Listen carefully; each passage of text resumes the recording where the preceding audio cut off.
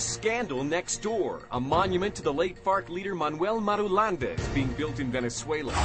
Disco disgrace. A nightclub under fire for hiring underage girls to strip. The pictures showing up on the internet. Mafia motel. The government seizes a property owned by the family of the late Pablo Escobar. And marching for their jobs. Sugar factory workers want back to work. The factory's closed because of a strike by farm workers who cut the sugar cane. Bringing Colombia to the world. This is RCN News with Brian Andrews. And we begin with the scandal happening next door in neighboring Venezuela, where a group supporting the FARC is erecting a statue of the late FARC leader Manuel Marulanda Vélez and naming a town square in his honor.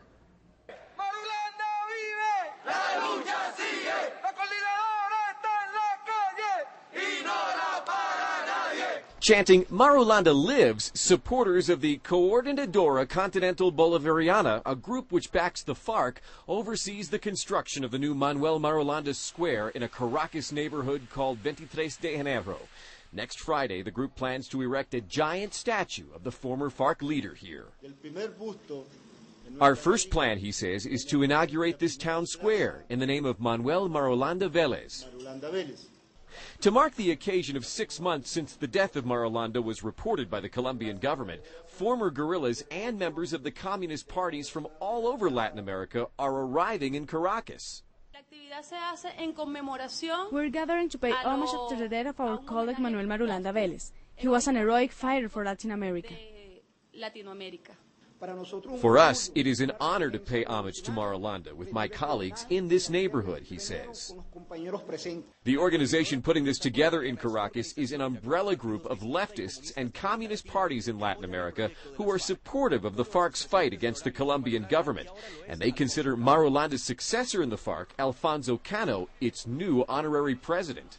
Controversial Colombian Senator Piedad Córdoba, known for her dealings with Venezuela's president and alleged close ties to the FARC, which she denies, had strong words for the guerrillas today. In a speech to students at Santo Thomas University in Bogotá, the senator called on the FARC to stop kidnapping people in Colombia and to stop being so stubborn on the issue of opening a dialogue with the Uribe government. The senator said that we need to kill poverty in Colombia with ideas, not weapons. Photos from a party at a popular disco in Bello, Antioquia are the talk of the town and have landed the party promoters in hot water with the local government. The discotheque held a party organized by a local radio station that gave underage girls 200,000 pesos to strip naked. Well, pictures from the party were then posted all over the internet, and Bello City officials say it was clear the girls taking it off were clearly under the age of 18. Town officials say the law was broken, and they're going to fine the disco and the radio station and say they'll pay closer attention to what's happening in the local bar scene. Remember Pablo Escobar, the famous Medellin cartel boss? Well, years after his death, the Colombian government is still seizing properties that belonged to his family. In fact, his brother owned a motel in Caldas. Let's bring in RCN's Andres Restrepo with that story. Andres? Thanks, Brian.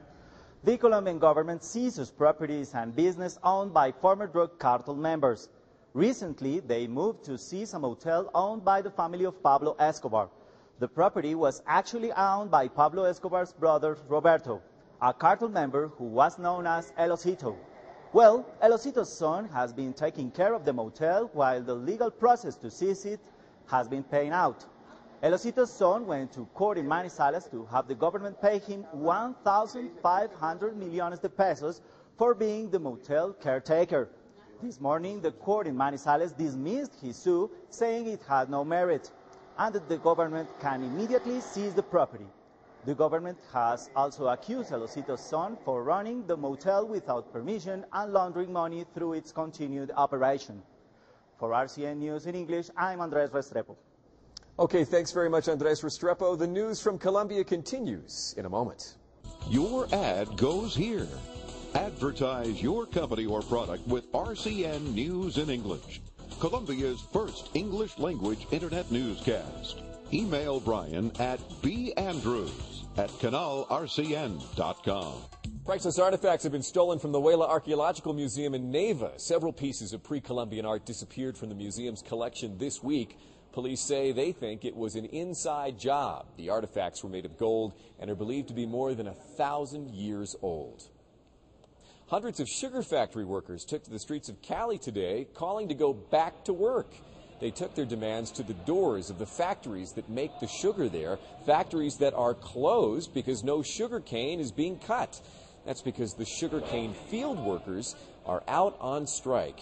In all, more than 7,000 sugar factory workers called on their companies to resolve the work problems with the field laborers so they can return to their jobs and get a paycheck. That's a look at what's making news in Colombia this afternoon. I'm Brian Andrews. Check in with us throughout the day for the very latest from Latin America. You're watching RCN News in English, bringing Colombia to the world.